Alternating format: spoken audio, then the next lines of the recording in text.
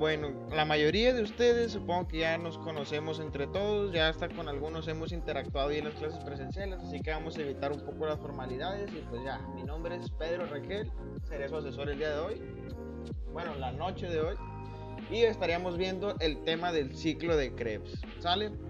El ciclo de Krebs, ahorita vamos a dar una introducción más o menos, pero vamos a ver una visión general de lo que es el ciclo, qué reacciones se ven implicadas, un poco de la energía que producimos y cómo esta la vamos a utilizar después y qué regula el ciclo, ¿sale? Primeramente vamos a hacer un breve repaso, así únicamente para fin de refrescar la memoria, porque el tema de glucólisis se vio hace 2 semanas, bueno, hace como 2 semanas lo vimos conmigo, pero vamos a mencionarlo de nuevo, ¿sale?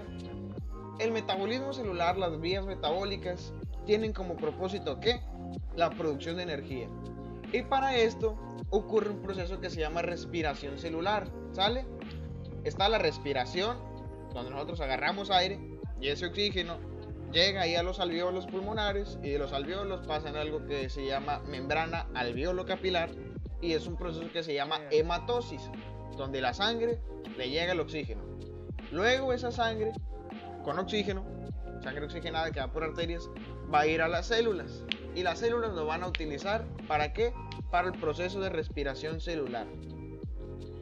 Todo empieza cuando a la célula entra un carbohidrato muy importante. Bueno, en realidad es un monosacárido, que es la glucosa. La glucosa, ¿de dónde la estaríamos obteniendo? De lo que es los alimentos, de los nutrientes, principalmente de carbohidratos. Esos carbohidratos los vamos a metabolizar, los vamos a degradar, van a ser polisacáridos, disacáridos, luego ya van a ser monosacáridos y todos los monosacáridos terminan siendo glucosa a fin de cuentas. ¿Por qué? Porque está el proceso de gluconeogénesis. Y también a partir de proteínas está lo que es la gluconeogénesis, obviamente de nuevo la gluconeogénesis, y vamos a sintetizar glucosa a partir de aminoácidos. Esa glucosa entra a la célula y en el citosol, esa glucosa va a entrar a la célula, va a atravesar la membrana y va a pasar por un proceso que se llama glucólisis. En ese proceso nosotros vamos a obtener 2 ATP y vamos a obtener 2 moléculas de piruvato por cada molécula de glucosa, ¿ok? Por cada glucosa obtenemos ATP y 2 piruvatos, ¿sale? De nuevo, por cada glucosa obtenemos 2 piruvatos. ¿En dónde? En la glucólisis, que pasa en el citosol. Luego, ese piruvato, cuando hay oxígeno presente, porque estamos en la respiración celular, va a entrar en una organela celular que se llama mitocondria. Esta mitocondria va a agarrar ese piruvato y la va a convertir en acetilcoenzima A. ¿Sale? Esta acetilcoenzima A no únicamente puede ser obtenida por el piruvato. Hay más precursores que nos pueden dar acetilcoenzima A. Por eso se dice que es un mediador en las rutas metabólicas. Esa acetilcoenzima A ahora va a pasar a lo que es el ciclo del ácido cítrico o el famoso ciclo de Krebs. El ciclo de Krebs no nos va a generar mucho ATP como vemos aquí en esta imagen. Nos genera aproximadamente 2 moléculas de ATP, pero en específico serían ya 2 GTP. Pero el GTP es interconvertible a ATP, nos va a proporcionar energía también. El fin principal que tiene el ciclo de Krebs es darnos algo que yo les digo paquetes de energía, que son el NAD reducido, NADH, y el FAT reducido, FATH. Estos van a pasar ahora a otro proceso que se llama cadena de transporte de electrones. Ahí es donde se va a obtener toda la energía. Ahorita mencioné que se obtenían 2 piruvatos por la glucólisis. Y cada piruvato, o sea, teníamos 2, y cada uno va a entrar a la mitocondria y cada uno va a ir a un ciclo de Krebs. Esto quiere decir que el ciclo de Krebs va a ocurrir 2 veces en simultáneo, digámoslo así. Es por eso que digo yo que se obtienen 2 ATP.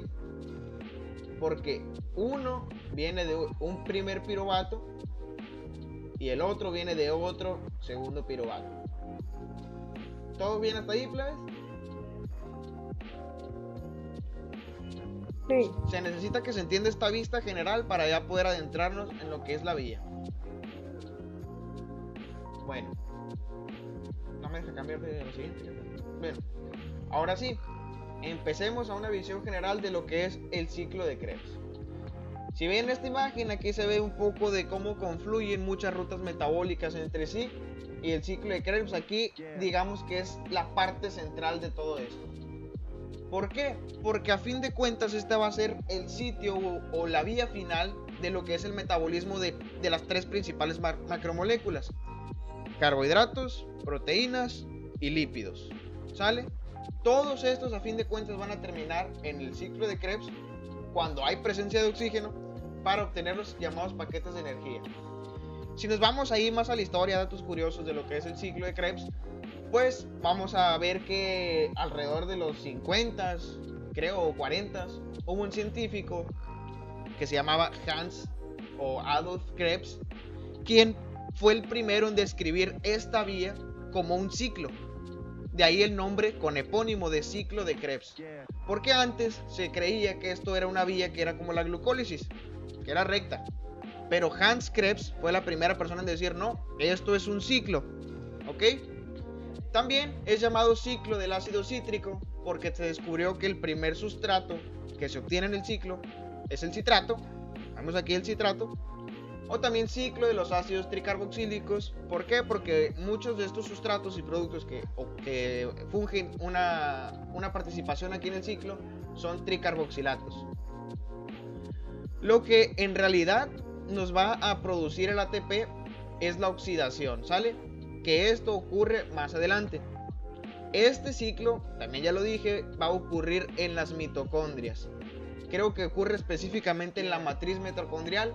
Y la cadena de transporte de electrones ocurre en las crestas mitocondriales, es decir, van a estar muy próximas entre sí. Esta vía obviamente es una vía aerobia. ¿Por qué? Porque requiere oxígeno. Y la principal función que tiene, o el objetivo que tiene la vía, es que se obtenga NAD reducido y FAT reducido. Estos dos son los paquetes de energía. Van a estar cargados con muchos electrones que nos van a brindar energía más adelante. Esta vía, bueno, lo estoy diciendo mucho como vía, pero no hay que considerar la vía como un circuito cerrado, como que entra, da vuelta y sale, y luego vuelve a entrar, da otra vuelta y vuelve a salir los productos. Esto se debe ver como una glorieta, como la canasta que está aquí cerca del Palacio de Gobierno. ¿Por qué? Porque muchos de estos sustratos y productos participan, como vemos aquí, en otras rutas, donde van a entrar, van a salir más adelante, y otros de otros lados vuelven a entrar, dan una vuelta y se salen, etc. Es por eso que hay que verlo como un círculo de tránsito, como una glorieta. Carros entran, carros salen. Lo importante del ciclo, que me gustaría que a ustedes les quedara muchísimo más claro, y que se les quede de qué es el ciclo, no son las reacciones, que no se memoricen el nombre de cada sustrato, cada producto, de cada enzima que participa aquí, etc. Lo importante es que sepan la importancia que tiene el ciclo, dónde ocurre y por qué es que es necesario. Pero pues obviamente, como estamos viendo la materia bioquímica, tenemos que hablar de las reacciones y de los sustratos y productos y cómo ocurren estas. Dependiendo de qué libro, de qué autor estén leyendo ustedes, van a decir que va a haber 8 reacciones o va a haber 9. ¿Por qué? Porque lo primero que pasa es que mencionamos que teníamos un piruvato que obteníamos en la glucólisis, y este piruvato tenía que pasar a convertirse en acetilcoenzima A, el mediador. Algunos libros dicen que este es el primer paso del ciclo de Krebs. Otros dicen que pues eso no está dentro del ciclo, que lo primero que ocurre es la síntesis del citrato. Después, ese citrato lo vamos a isomerizar, es decir, lo vamos a convertir en otro producto que tiene diferente estructura, pero misma cantidad de moléculas. Luego, vamos a descarboxilar a este citrato. Luego, este citrato va a dar algo que se llama alfa-acetoglutarato, y a este igual lo vamos a descarboxilar. Y esto nos va a dar algo que se llama succinilcoenzima A, y esa succinilcoenzima A la vamos a separar, la vamos a dividir, que es lo mismo que decir que escisión. Y luego nos va a dar algo que se llama succinato, que lo vamos a oxidar. Luego nos va a dar fumarato, y a ese fumarato le vamos a poner una molécula de agua y lo va a hidratar. y nos va a dar el malato, que ahora lo vamos a oxidar y nos va a dar de nuevo oxalacetato y el ciclo vuelve a empezar. ¿Sale? A visión general. Hay un complejo enzimático bastante importante que es el que cataliza la reacción que va a convertir el piruvato en lo que es la acetilcoenzima A, el mediador. Ese complejo enzimático es el complejo de la piruvato deshidrogenasa. Son principalmente 3 enzimas: la piruvato descarboxilasa, la dihidrolipoil transetilasa y dihidrolipoil deshidrogenasa, también llamadas E1, E2 y E3. En conjunto, estas 3 enzimas van a formar el complejo piruvato deshidrogenasa. Cada una de estas enzimas, como ya vimos en la unidad de enzimas que también vieron conmigo, llegan a necesitar algo que se llama coenzima. Esta coenzima es lo que, digamos, facilita o deja trabajar a la enzima. En específico, para la piruvato descarboxilasa se va a necesitar algo de él, que es algo que se llama pirofosfato de tiamina. Si ustedes recuerdan, la tiamina es una vitamina del complejo B. ¿Cuál es? ¿Cuál es, plebes? B1. La vitamina B1, aquí lo tengo, aquí dice la vitamina B1. Por tanto, cuando hay algún déficit vitamínico por alguna mala absorción de lo que son la vitamina tiamina B1, obviamente vamos a tener también una deficiencia de esta coenzima que es derivada de la tiamina. ¿Y eso qué nos puede causar? Vamos a verlo más adelante. Nos puede causar deficiencias metabólicas que tienen un nombre en específico a esa enfermedad. Vamos a ver que la dihidrolipoil transetilasa, la E2, también necesita sus coenzimas: el ácido lipoico y la coenzima A, que estas son derivadas de la vitamina B5. Tenemos también a la dihidrolipoil deshidrogenasa, que esta necesita del NAD oxidado y del FAT oxidado. Nosotros sabemos que en el NAD hay una enzima, bueno, que para tener NAD necesitamos de una vitamina, enzima no, que es la niacina. Y para el FAT necesitamos la riboflavina. ¿Sale? La B3 y la B2. Este complejo enzimático, también para que ocurra, para que pueda trabajar, vamos a ver que necesita de enzimas reguladoras. Este complejo no nomás va a estar así como así, necesita otras personas, otras enzimas que lo regulen, que lo controlen, que le digan cuándo va a trabajar y cuándo no. Es ahí donde entra la piruvato deshidrogenasa quinasa, es decir, fosforila. Siempre les repito yo que quinasa, las enzimas quinasas fosforilan, ponen grupos fosfato. Y también va a estar otra enzima que es la piruvato deshidrogenasa fosfatasa. Las fosfatasas, vamos a poner aquí más de que esta pone grupos fosfato, y las fosfatasas hacen lo contrario, quitan grupos fosfato. ¿Sale? Pero ¿cómo es que estas enzimas van a regular al complejo piruvato deshidrogenasa? Ahí les va. Cuando nosotros en nuestra célula, y disculpen el gallito que se me salió, cuando nuestras células empiezan a metabolizar y producen suficiente energía, obviamente vamos a tener cantidades elevadas de lo que es ATP, la biomolécula energética o la moneda energética. Vamos a tener también mucha acetilcoenzima A.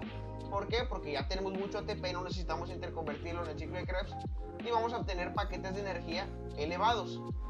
Esto, que esté elevado, estas moléculas van a hacer que la piruvato deshidrogenasa quinasa se active, que empiece a trabajar, la enzima reguladora, esta. Y cuando esa enzima empieza a trabajar, como es una quinasa, va a fosforilar al complejo. ¿A qué complejo? Al complejo de la piruvato deshidrogenasa, a todas estas enzimas, las fosforila. Una vez que las fosforila, desactiva la enzima. ¿Ven? El complejo piruvato deshidrogenasa está inactivo, ya no va a trabajar. Entonces, esto, pues obviamente como no está el complejo piruvato deshidrogenasa trabajando, nos va a hacer que ya no se produzca más acetilcoenzima A y por tanto menos ciclo de Krebs. Pero cuando necesitamos otra vez que el ciclo de Krebs vuelva a trabajar y que se interconvierta la acetilcoenzima A para obtener los paquetes de energía, es donde entra la piruvato deshidrogenasa fosfatasa, que ¿qué va a hacer? Va a agarrar al complejo piruvato deshidrogenasa y lo va a desfosforilar. le va a quitar el grupo fosfato que puso esta quinasa. Y eso va a activar al complejo y va a catalizar la conversión de piruvato a acetilcoenzima A. Mediante esta reacción que ocurre de conversión de piruvato a acetilcoenzima A, se obtiene un paquete de energía, el NADH. Pero este NADH lo que va a hacer es que no va a entrar como tal de los paquetes de energía que se obtienen en el ciclo de Krebs. Ahorita vamos a ver por qué. ¿Todo claro hasta aquí?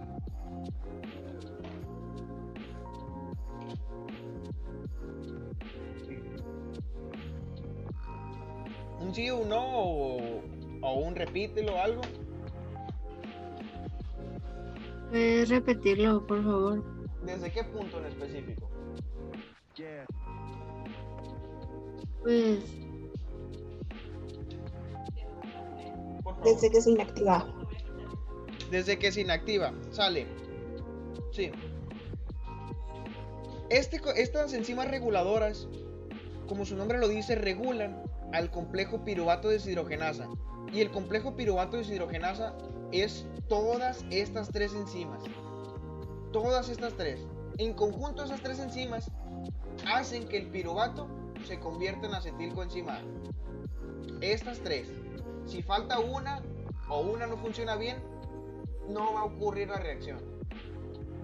Pero este complejo, suponiendo que no hay ninguna deficiencia vitamínica y todos los cofactores, coenzimas, están funcionando, pues va a trabajar el complejo, pero tiene que trabajar bajo las reglas que le impongan estas dos: la quinasa y la fosfatasa. Entonces, ¿qué pasaba? Piruvato se convierte a acetilcoenzima A, pero si hay mucho de todo esto, mucho ATP en la célula, mucha acetilcoenzima A, mucho NAD reducido, ¿qué pasa con el complejo? Se tiene que inactivar. ¿Por qué? Porque con el complejo obtenemos todo esto, pero si ya tenemos mucho de esto, no ocupamos que el complejo actúe para obtener más, porque ya obtenemos cantidades suficientes. Entonces ahí es cuando entra la enzima piruvato deshidrogenasa quinasa, que le va a poner un grupo fosfato a lo que es el complejo piruvato deshidrogenasa, lo fosforila, y que lo fosforile hace que el complejo deje de trabajar, lo inactiva. Y una vez que el complejo está inactivo, pues obviamente se van a dejar de producir estos productos que necesitábamos. Y una vez como se están produciendo, van a bajar su concentración dentro de la célula. Y como nosotros necesitamos constantemente tener ATP para que la célula pueda seguir trabajando, obviamente vamos a necesitar acetilcoenzima A. Ahí es cuando entra la otra enzima reguladora, la fosfatasa. Esa fosfatasa lo que va a hacer ahora es que le va a quitar este grupo fosfato que le puso la quinasa.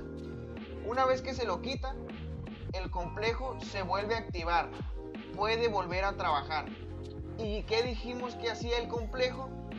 Catalizar la conversión de piruvato a acetilcoenzima A. Y esto lo va a seguir haciendo hasta que las concentraciones de acetilcoenzima A suban demasiado, que tengamos mucho ATP por acción del ciclo de Krebs y que también tengamos muchos paquetes de energía que no puedan ser utilizados en la cadena de transporte de electrones. Otra vez vamos a tener mucho de eso y el complejo tiene que dejar de trabajar. Ahí es cuando vuelve a entrar la enzima quinasa, que vuelve a fosforilar al complejo para que ya no siga trabajando y que se restablezcan las concentraciones. Pero si las concentraciones vuelven a bajar, el complejo se tiene que volver a activar y vuelve a entrar la fosfatasa. ¿Qué hace la fosfatasa? Que le quita el grupo fosfato y vuelven a ocurrir la reacción de catalización de piruvato a acetilcoenzima A. ¿Ahora sí un poco mejor? Sí, ya. Más claro no se puede. También hay otro factor que influye en que trabaje la fosfatasa o no. ¿Cuál es? El ion calcio. Esto lo van a ver más adelante, ya lo mencioné ahorita lo de la unidad de contracción muscular, pero pues queda perfecto mencionarlo otra vez. Para que nuestros músculos puedan contraerse, hay algo que se llama sarcómero. Y vamos a reducirlo a que el sarcómero necesita calcio para que las contracciones sigan pasando. Entonces, las concentraciones elevadas de calcio dentro de esas células van a hacer que el sarcómero empiece a producir más energía.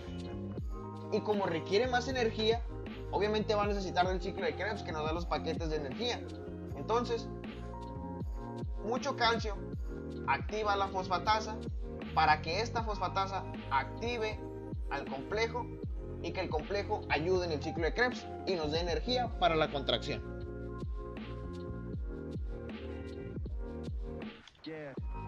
Ahora sí, aquí una visión general ya con una imagen de lo que es el ciclo. Todo eso que mencionamos ahorita de la piruvato deshidrogenasa, cómo actúan las enzimas reguladoras, etc., es esto. Eso que está ahí es lo que acabamos de mencionar. Y lo que ocupamos rescatar primeramente es que el piruvato se va a convertir a acetilcoenzima A. Y en esa conversión vamos a obtener lo que se conoce como NAD reducido, un paquete de energía, que lo podemos utilizar también en la cadena de transporte de electrones, pero no es como tal uno de los paquetes de energía que nosotros vamos a decir que es de los que se obtuvieron del ciclo de Krebs. Lo que pasa aquí es que la molécula de piruvato se le va a agregar una molécula de coenzima A. Esta coenzima A, para que se adhiera al piruvato, necesita del complejo enzimático piruvato deshidrogenasa, que ya mencionamos cómo funciona. Y lo que vamos a obtener en esta reacción es la acetilcoenzima A, el mediador de todo lo que son las vías metabólicas. ¿Para qué? Para que esta acetilcoenzima A es la que puede entrar en el ciclo y que continúe y dé toda la vueltota. Luego, ya como tal, la primera reacción del ciclo de Krebs es la síntesis del citrato. Síntesis, ya sabemos que es creación, generación, ¿de qué? De una molécula de citrato. Esta que está aquí. Aquí, la enzima que nos va a catalizar la reacción de conversión para obtener el citrato se llama citrato sintasa. Esta se dice que no es una enzima alostérica. ¿Qué quiere decir esto? Que va a ser inhibida por su propio producto. Vamos a ver más o menos cómo funciona. Nosotros obtuvimos el acetilcoenzima a partir de la reacción que ya mencionamos la pasada, y esta se va a unir con otra molécula que se llama oxalacetato. Este oxalacetato ya vamos a ver más adelante de dónde sale. También, para que estas dos moléculas se unan, se necesita que se hidrate la reacción, que se le ponga una molécula de agua. Y una vez que la enzima llega a la citrato sintasa, se unen estos dos y obtenemos ahora sí el citrato. Pero cuando esta reacción... Ahí se cortó. Pero se acuerden que ya saben que es el mismo link.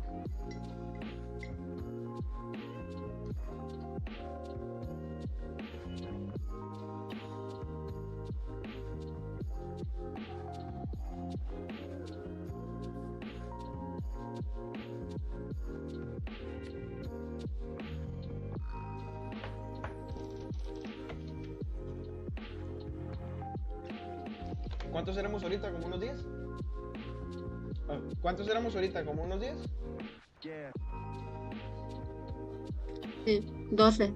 12. Vamos a esperarnos tantito. ¿Cómo vamos? ¿Vamos bien, plebe? ¿Sí estás grabando? Sí, sí estoy grabando.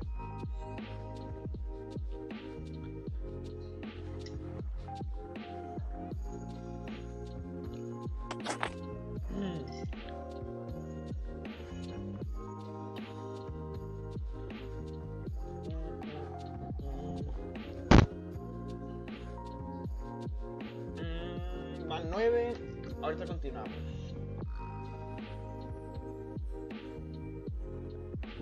Bueno, ya somos 10. Bueno, nos quedamos. ¿Ya se ve la presentación? Sí, ya. Sí. Bueno, nos quedamos en que la acetilcoenzima A se unía con el oxalacetato gracias a la reacción catalizada por la enzima citrato sintasa, y nos iba a dar lo que es el citrato. Pero mencionamos que esta enzima citrato sintasa no es una enzima alostérica. No es una enzima alostérica. ¿Qué quiere decir esto? Que cuando la reacción sea catalizada muchas veces y se obtenga mucho citrato, el que haya una concentración elevada de citrato va a inhibir a la enzima. La va a inhibir. ¿Qué quiere decir esto? Que la va a bloquear para que ya no siga catalizando la reacción para obtener más citrato. ¿Por qué? Porque ya hay mucho citrato. Esto es lo que hace referencia enzima no alostérica. Cuando el oxalacetato se une a la acetilcoenzima A, va a ocurrir un cambio en esta enzima. ¿Para qué? Para que genere un sitio de unión de coenzima A ella y se le quite la coenzima A a la molécula. Como ven aquí, la molécula de acetil tenía la coenzima A. Aquí la podemos ver. Pero tras la reacción, nuestro producto no tiene la coenzima A. ¿Por qué? Se la quitamos. ¿Ok? En la primera reacción se quitó la coenzima A. Que se les quede eso. Luego, a este citrato lo vamos a isomerizar. ¿Sale? Este citrato que está aquí es el que obtuvimos acá. Y se ve en la imagen de la derecha y siguen el caminito. Obtuvimos citrato. Y luego vamos a obtener isocitrato. Aquí hay otro paso que es el de cisaconitato, pero me lo brinqué. Pero pues esto no hace referencia porque es catalizado por la misma enzima y ocurre demasiado rápido. Bueno, en realidad todo esto ocurre demasiado rápido, pero nos vamos a ir a que obtenemos directo citrato. ¿Por qué? Porque esta es una reacción que pasa desapercibida. Es muy raro que se pregunte en algún examen, pero pues es bueno que lo sepan. Entre la reacción que va de citrato a isocitrato hay una intermediaria que es el cisaconitato. Pero bueno, volviendo a la isomerización. El sufijo de iso, que viene del griego, hace referencia a igual. Igual. ¿Qué quiere decir esto? Que tanto citrato como isocitrato van a tener el mismo número de moléculas. Bueno, el mismo número de átomos. Va a tener el mismo número de carbonos, mismo número de hidrógenos y mismo número de oxígenos. Watchen. El citrato tiene 1, 2, 3, 4, 5, 6 carbonos. ¿Cuántos hidrógenos tiene? 2, 3, 4, 5. ¿Y cuántos oxígenos tiene? 1, 2, 3, 4, 5, 6. ¿Y el isocitrato cuántos tiene? Vamos a ver. Carbonos tiene 1, 2, 3, 4, 5, 6. 6 carbonos. ¿Cuántos hidrógenos tiene? 2, 3, 4. Oh, perdón, ¿cuántos hidrógenos? 2, 3, 4, 5. 5 hidrógenos. ¿Y cuántos oxígenos? 1, 2, 3, 4, 5, 6. Ah, caray, este tiene 7. Hay uno que está mal en esta imagen. Pero son 6. Ah, no, conté uno de más. 1, 2, 3, 4, 5, 6. Sí. Vamos a ver que tienen el mismo número de átomos, pero ¿qué difiere entre ellos? Que tienen un acomodo diferente, una estructura diferente. ¿Por qué? Porque son isómeros. Entonces, ¿cómo vamos? Acetilcoenzima A se une oxalacetato, tenemos citrato, este citrato luego nos da isocitrato. Este isocitrato, lo que vamos a hacer con él, es que los vamos a descarboxilizar. Le vamos a quitar protones. Eso gracias a ¿quién? A la enzima isocitrato deshidrogenasa. Esta reacción es la primera que es irreversible. ¿Qué quiere decir? Que no puede ir en sentido contrario. Puede ir para adelante, pero no puede ir para atrás. En esta reacción, que esta sí es importante, ¿por qué? Porque aquí es donde obtenemos la primer molécula de NAD reducido. ¿Y qué eran los NAD reducidos? Eran los paquetes de energía que obviamente nos iban a dar ATP en la cadena de transporte de electrones. En esta reacción se libera también la primera molécula de dióxido de carbono. ¿En qué reacción? En la descarboxilación oxidativa del isocitrato. ¿Qué quiere decir esto? Vamos a pasar de isocitrato a alfa-cetoglutarato. ¿Y qué vamos a obtener? NAD reducido. Esta enzima va a ser activada por la disponibilidad de ADP. ¿Por qué? Si hay mucho ATP, es decir, tenemos mucha energía, pues esta enzima va a decir, pues ¿para qué trabajo si hay mucha energía? Pero cuando hay poca energía vamos a tener grandes concentraciones de ADP. Entonces la enzima va a decir, obviamente, que va a tener que trabajar. ¿Por qué? Porque no hay energía. Y como producto obtenemos al alfa-cetoglutarato. Luego, a este alfa-cetoglutarato le pasa algo similar que le pasó al isocitrato. Lo vamos a descarboxilizar. Esta reacción va a ser catalizada por la enzima alfa-cetoglutarato deshidrogenasa, que esta es un complejo enzimático, al igual que la piruvato deshidrogenasa. Va a tener, por tanto, un mecanismo muy similar. Van a actuar casi igual. Lo único que va a pasar es que esta no va a tener las enzimas reguladoras que tenía la otra. Esta reacción también es importante porque aquí es donde se produce el segundo NAD reducido. ¿Qué dijimos? Estos eran lo que nos importaba, porque estos son los que nos dan energía. Esta enzima también necesita de coenzimas. ¿Cuáles son? El pirofosfato de tiamina, FAT oxidado, NAD oxidado, el ácido lipoico y la coenzima A. ¿Sale? Entonces, ¿en qué reacciones hemos obtenido los primeros dos paquetes de energía? En donde obtenemos alfa-cetoglutarato y en donde obtenemos a la succinil coenzima A. ¿Ok? Y como vemos, el alfa-cetoglutarato le vamos a poner la molécula de coenzima A, la misma que quitamos hace rato, gracias a quien al complejo alfa-cetoglutarato deshidrogenasa nos daba la succinil coenzima A y liberábamos al segundo paquete de energía. Continuamos. ¿Puedes repetir eso último? No. ¿Qué último? A ver, bueno, lo repito todo para que sea más fácil y explicativo. Al alfa-cetoglutarato que obtuvimos en la última reacción, que era la descarboxilación del isocitrato, a este alfa-cetoglutarato lo que vamos a hacer ahora es que le vamos a poner una coenzima A. ¿Cuál? La que quitamos en las reacciones pasadas aquí. La que quitamos. Se la volvemos a poner, pero de este lado. Y una vez que le ponemos la coenzima A, le quitamos también protones al alfa-cetoglutarato. ¿Para qué? Para obtener a la succinil coenzima A y liberar al segundo paquete de energía, que va a estar cargado de mucha energía, los electrones. Estas moléculas NAD y FAT tienen la capacidad de almacenar energía, digámoslo así, que más adelante la van a liberar por el proceso de fosforilación oxidativa, que eso va a ser clase de la siguiente semana, si Dios quiere.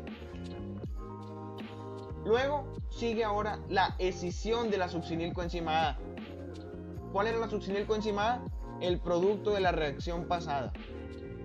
Escisión hace referencia a dividir, a cortar, a separar. ¿Y qué vamos a separar de la succinil coenzima A? A la succinil, a la molécula de succinil o succinato de la coenzima A. Lo vamos a separar, le vamos a quitar ese enlace que recibe el nombre de enlace Thioester. Este enlace Thioester es uno de esos enlaces de alta energía, es decir, que puede almacenar mucha energía en esa unión de las moléculas. Es por eso que aquí se dice que ocurre una fosforilación a nivel de sustrato. ¿Por qué? Porque vamos a obtener GTP. Este GTP es obtenido en la reacción donde catalizamos succinil coenzima A succinato. Le quitamos otra vez la coenzima A, se quita ese enlace de alta energía y se le pone a esta molécula de GDP. ¿Para qué? Para que se le añada también este grupo fosfato que venía de metiche y nos dé el GTP. El GTP nosotros también lo utilizamos como moneda energética. ¿Por qué? Porque entre GTP y ATP son interconvertibles. ¿Por qué? Porque almacenan los dos enlaces de alta energía. Y esto ocurre gracias a la enzima nucleósido difosfato quinasa. Entonces, cuando digamos GTP, también podemos decir que podemos obtener energía de él. Entonces, estas son otras las reacciones importantes. ¿Cuántas llevamos? Donde actúa la isocitrato deshidrogenasa, donde actúa la alfa-cetoglutarato deshidrogenasa y donde actúa la succinato deshidrogenasa. ¿Sale? Oh, perdón, esta no. Donde actúa la succinilcoenzima A sintetasa. La que sigue también es importante, pero no porque nos dé el GTP. Entonces nos quedamos en que tenemos el succinato ahora. Y para obtener succinato también obtuvimos el GTP. Luego a ese succinato lo vamos a oxidar. Se va a oxidar para obtener la molécula de fumarato. Este fumarato, y bueno, para obtener el fumarato es una reacción reversible. ¿Qué quiere decir esto? Que puede ir tanto en esta dirección como en la dirección contraria. Aquí va a actuar la enzima succinato deshidrogenasa. Lo que va a pasar es que vamos a tener una molécula de FAT que también fungía como coenzima en otras enzimas, y se le va a agregar protones. Se va a reducir. ¿Para qué? Electrones, perdón, se va a reducir. ¿Para qué? Para obtener el FAT reducido. Otro paquete de energía. Ahí actúa la succinato deshidrogenasa. Como vamos viendo, en todas las reacciones donde actúen deshidrogenasa, deshidrogenasa, deshidrogenasa, son reacciones importantes. ¿Por qué? Porque estas son las que nos dan los paquetes de energía. Esta enzima es la única que está incluida en la membrana mitocondrial interna, la que forma las crestas mitocondriales. Es por eso que esta enzima, la succinato deshidrogenasa, también actúa en la cadena de transporte de electrones, pero ahí recibe también el nombre de complejo 2. ¿Por qué? Porque hay varios complejos enzimáticos en las crestas mitocondriales que ayudan en la cadena de transporte de electrones. Esta reacción, utiliza al FAT oxidado como el aceptor de protones, como el aceptor de electrones que se le están quitando a la molécula de succinato. ¿Por qué utilizamos el FAT en lugar del NAD? Dirán ustedes. ¿Por qué no siempre utilizamos NAD en todas? ¿Por qué? Porque el NAD no es suficiente aceptor de electrones en esta reacción. Por tanto, la célula es tan inteligente que dice, pues si el NAD no puede, vamos a agarrar al FAT. Y obtenemos el fumarato. Este fumarato continúa y se va a hidratar. ¿Qué quiere decir esto? Se le va a agregar una molécula de H2O, se le va a agregar agua. Aquí la enzima es la fumarasa. Si se dan cuenta y si recuerdan, aquí es donde inicia la conexión del ciclo de Krebs con el ciclo de la urea. Entonces el fumarato se hidrata, se le pone una molécula de agua, que vemos, se le añade agua, y se va a llamar ahora malato. Y este malato, lo que va a pasar con él es que lo vamos a oxidar. Aquí, una vez que lo oxidamos, gracias a la malato deshidrogenasa, vamos a obtener de nuevo el oxalacetato, que es el que nos ayuda en que continúe el ciclo. Pero en esa reacción obtenemos al tercer y último paquete de energía de NAD reducido. Entonces, si vemos en donde dice deshidrogenasa, deshidrogenasa, deshidrogenasa y deshidrogenasa, en todas esas es donde obtenemos nosotros los paquetes de energía que van a ser utilizados en la cadena de transporte de electrones. Entonces, esto se los digo porque hay muchas preguntas de examen que dicen, ¿qué enzimas de las siguientes participan en el ciclo de... todas estas enzimas que están aquí participan en el ciclo de Krebs para obtener paquetes de energía, excepto cuál, y ya te van a poner opciones. Y tú obviamente vas a poner la que diga no deshidrogenasa. Te van a poner citrato sintasa, conitasa, fumarasa, pero tú ya sabes que en todas las deshidrogenasas es donde se obtienen paquetes de energía. Y luego pues el ciclo va a continuar, citrato, entra la aconitasa, isocitrato, luego este es isocitrato, entra la deshidrogenasa, alfa-cetoglutarato, y sí va a continuar para seguir obteniendo paquetes de energía. Pero ojo, recordemos que en la glucólisis obtuvimos 2 piruvatos. Entonces, todo esto va a pasar 2 veces en simultáneo.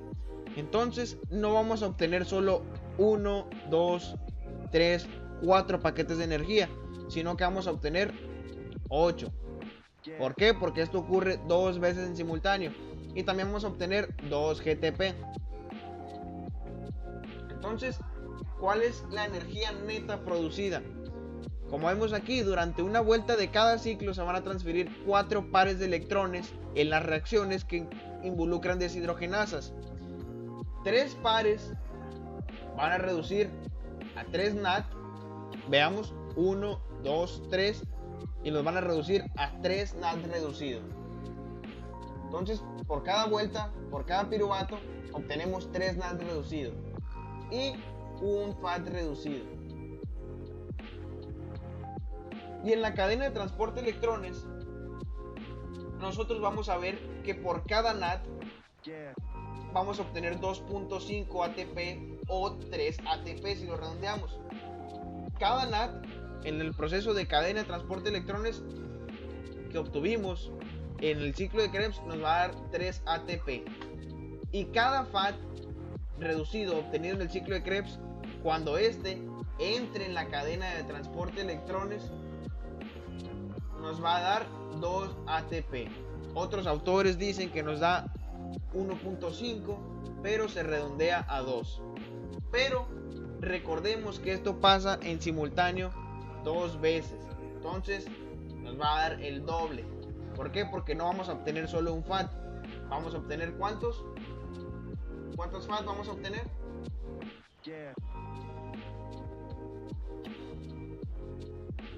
Dos FAT, porque ocurre 2 veces, porque tenemos 2 moléculas de piruvato, por tanto 2 acetilcoenzima A. Entonces, estos 3 NAT se obtienen en una vuelta del ciclo por cada piruvato. Pero, como hay 2 piruvatos, este 9 se multiplica por 2. Nos va a dar a 18 ATP obtenidos por los 6 NAT. Y este 2 también se va a multiplicar por 2 porque vamos a obtener 2 FAT porque tenemos 2 piruvato y nos va a dar 4 ATPs. Y como obtenemos un GTP a nivel de sustrato y el GTP es interconvertible a ATP, lo vamos a multiplicar también por 2 porque ocurre 2 veces y nos va a dar 2 ATP. Entonces, ¿cuántos ATP nos puede llegar a dar el ciclo de Krebs? 18 más 4, 22 más 2, 24 ATPs. Lo mismito que decíamos en la primera imagen que vimos. 24 ATPs obtenidos aquí en el ciclo de Krebs. Bueno, 24 que nos puede llegar a dar, más los 2 que nos da la glucólisis, son 26. Pero si le sumamos también los paquetes de energía que nos da la glucólisis, que eran ¿cuántos? ¿Cuántos NAT nos daba la glucólisis? Acuérdense, plebes. ¿Cuánto nos falta para llegar a 32?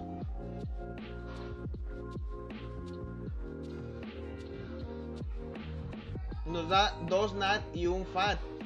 Y como tenemos de aquí en la glucólisis 2 NAT reducidos, ¿cuánto es en ATP? Cada NAT nos da 3 ATP y como tenemos 2 NAT son 6. Y como tenemos un FAT que nos da también la glucólisis, FAT reducido, ¿cuánto ATP nos daba cada FAT? Nos daba 2. 6 más 2, 8 ATPs. Al 24 le sumas esos 8 ATPs, ¿cuánto nos da?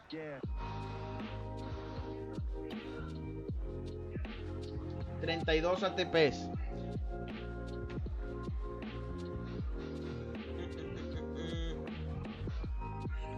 Entonces el ciclo también va a ser regulado. Ya mencionamos varios mecanismos de regulación del ciclo por parte de coenzimas y de disponibilidad de sustrato. También vamos a resaltar las enzimas que regulan el ciclo, que son, no encuentro el puntero, aquí está. Las igualdades que diste son constantes.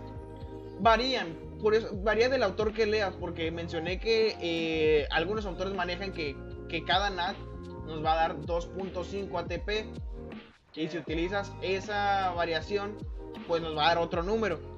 Y otros autores dicen que también el FAT, cada FAT no nos va a dar 2 ATP, que nos va a dar 1.5.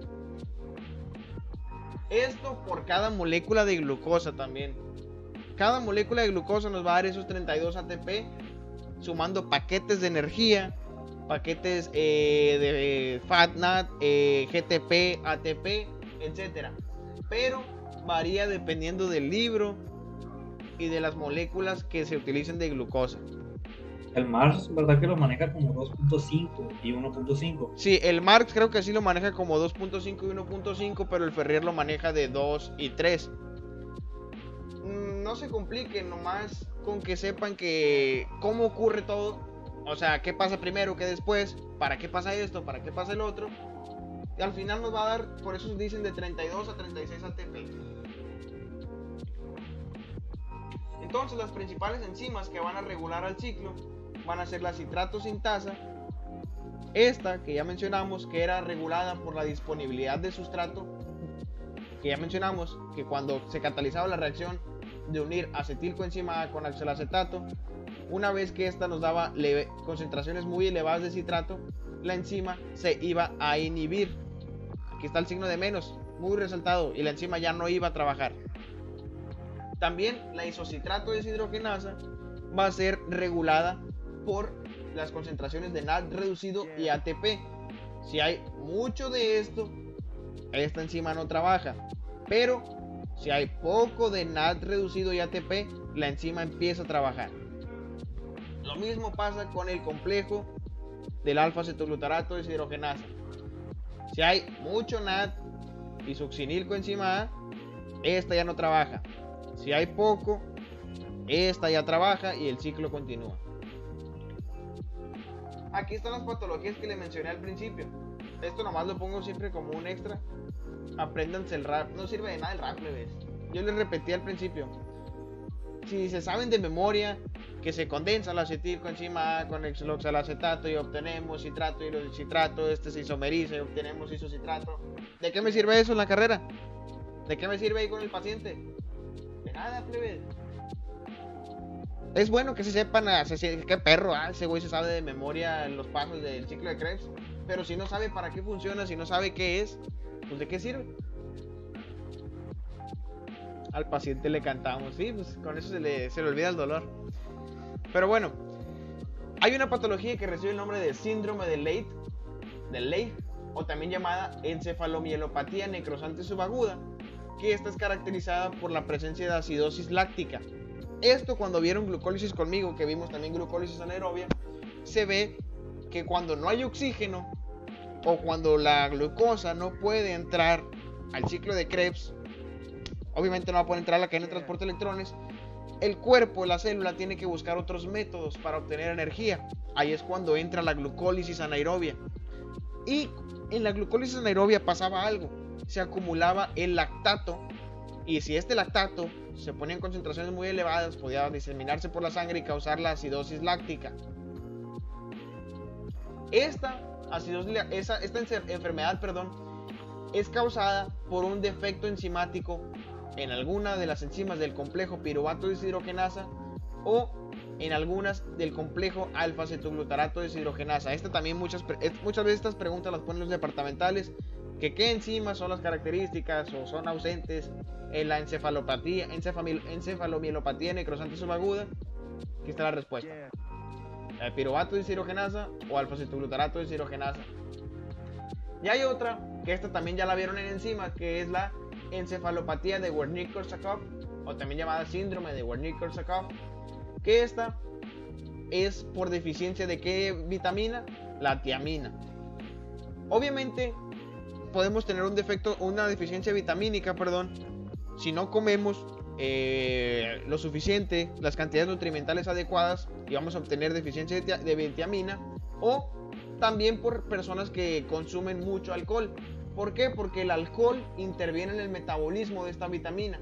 Va a haber una mala absorción si tomamos mucho alcohol.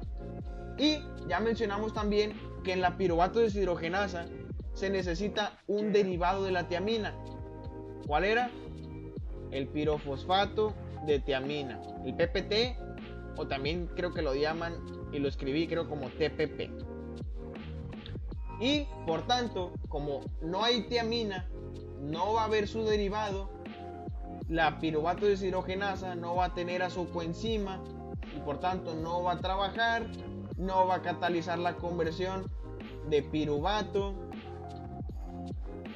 a acetil-CoA. Y esto nos va a causar trastornos cerebrales, que la persona tenga un estado de confusión a nivel hipotalámico, a nivel talámico, y esto es caracterizado o es característico de la encefalomielopatía de Wernicke-Korsakoff. Y eso creo que fue todo, plebes, de lo que es el ciclo de Krebs. Les dije que era rapidillo. ¿Por qué? Porque si se centran o se enfocan nada más en en las reacciones, el nombre, etcétera, pues es tedioso. Pero si saben qué es, qué funciona, para qué sirve, etcétera. Y recopilando de nuevo, el objetivo principal del ciclo de Krebs no es producir energía, es producir los paquetes que nos van a dar energía más adelante en la cadena de transporte de electrones. ¿Sale? ¿Alguna duda? ¿Repetimos algo? ¿Todo quedó claro? ¿Algo no quedó al 100? ¿Comentario? Lo que sea.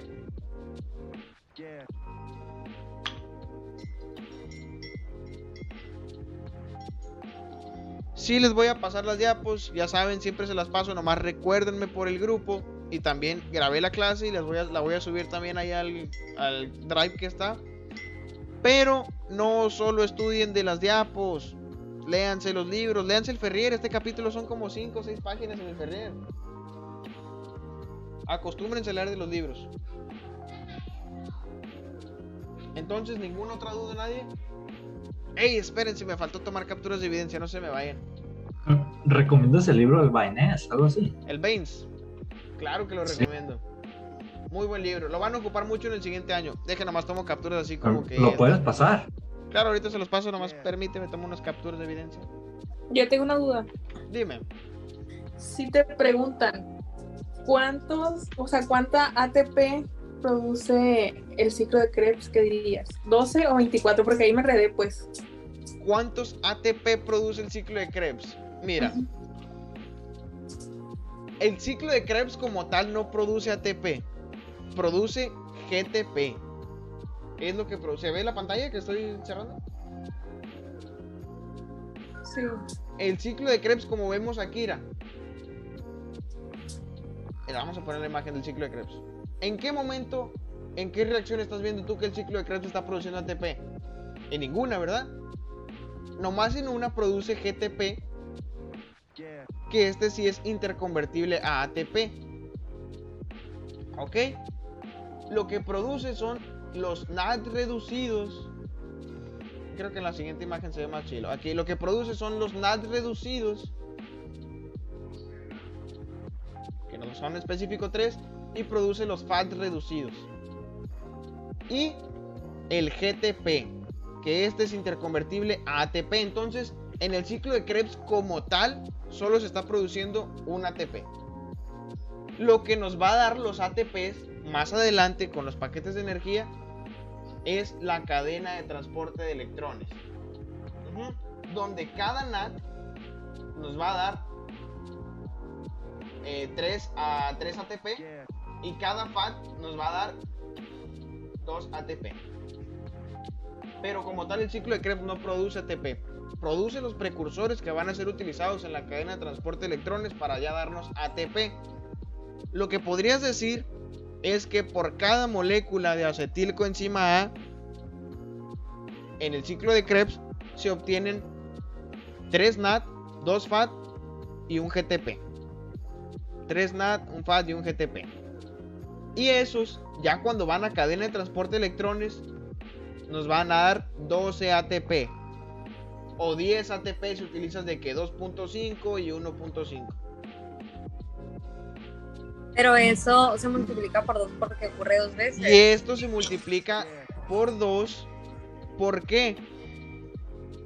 Se multiplica por 2, vamos a ponerlo. Se multiplica por 2 porque en la glucólisis se obtienen 2 piruvatos. Y como tenemos 2 piruvatos, estos 2 piruvatos nos van a dar 2 acetilcoenzima A. Y como tenemos 2 acetilcoenzima A, cada una va a pasar por el ciclo. Una acetilcoenzima A nos va a dar 3 NAD y otra acetilcoenzima A nos va a dar otros 3 NAD. Ahí también una acetilcoenzima A nos va a dar un FAT y otra nos va a dar otro FAT, reducidos obviamente. Y también una acetilcoenzima A nos va a dar un GTP o interconvertible a ATP y otra acetilcoenzima A nos va a dar otro GTP. ¿Ok? Es por eso que se dice que se multiplica por 2. Cuando te pregunten, si te lo pregunta tu docente, a lo mejor te lo pregunta de trampa, de que ¿cuántos ATP nos produce el ciclo de Krebs? Yo le respondería, pues doctor, como tal no produce ATP. Lo que produce es un GTP y produce precursores que son utilizados en la cadena de transporte de electrones que ya nos van a dar ATP. Que en específico por cada molécula de acetilcoenzima A vamos a obtener 3 NAD reducidos, un FAT reducido y un GTP. ¿Ok? Que estos ya los utiliza la cadena de transporte de electrones para darnos los ATP ahora sí. Eso yo daría como respuesta. Supongo que si me lo preguntaste fue porque te lo preguntó tu docente y le dijiste una respuesta y te dijo que estaba mal. No, fue porque esa clase la maestra nos la mandó como grabada, pues, y ella hizo la mención como de que de 12 ATP, pues, pero yo también tenía entendido que en sí no era lo que generaba energía, pues. Sí, pues se dice que el ciclo de Krebs nos da 12 ATPs porque más adelante los precursores que obtuvimos en el ciclo de Krebs sí nos van a dar ATPs. Puedes decir, no, pues nos dará dos, el ciclo de Krebs nos da 12 ATPs, pero como tal, tú puedes ver aquí en la imagen que el ciclo de Krebs en ningún momento está produciendo ATP, más que en la reacción catalizada que nos va a dar succinato, que obtenemos GTP, pero este GTP es interconvertible a ATP.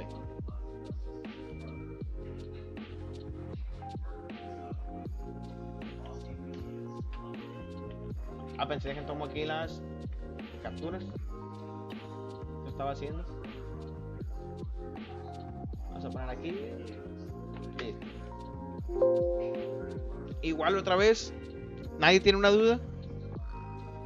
Y los que puedan poner la cámara igual para tomar la captura de evidencia final. No, es que la misma pregunta la hizo mi maestra y ella nos terminó diciendo que sí eran 30. Mande. No, es que nuestra docente nos preguntó que si cuántos ATP se producían en el ciclo de Krebs total. Y cuando nosotros habíamos dicho 24, cuando nos dio la clase, sacamos cuenta y dijo que 30. Que 30 ATPs producía el ciclo de Krebs. Y le preguntaron por qué. Sí, pues nos pusimos a sacar la cuenta ahí, pues ya nos dijo, oye, pero pues aparte estábamos como que ahí entre que eran 2, entre que eran 24, y ella pues nos lanzó la tercera respuesta que eran 30. A lo mejor les dijo 30 porque también sumó los que ya llevaba de la glucólisis. Si sumas creo lo que se obtienen los paquetes de energía de glucólisis más los que te da el ciclo de Krebs, pues ya te van a dar creo que los 30. Pero como ven, varía mucho de autor en autor. Yo me baso en el Ferrier y en el Marx. ¿Ok? Si ustedes difieren con su docente, no, lo que pueden hacer es decirle, oiga, es que yo lo leí en tal libro que decía esto, y le pones una imagen, no sé, le dices ahí. Porque lo que los estoy diciendo yo no me lo inventé, o sea, yo lo estoy usando con fundamentos que están en el libro. Ya depende del docente de cada quien. Pero si les dicen, no, pues para usted cuál es la respuesta más correcta, pues usen las que les diga el docente. Porque al fin y al cabo, aquella es la persona que está a cargo de evaluarlos y darles una calificación. A ver, voy a tomar la de captura final.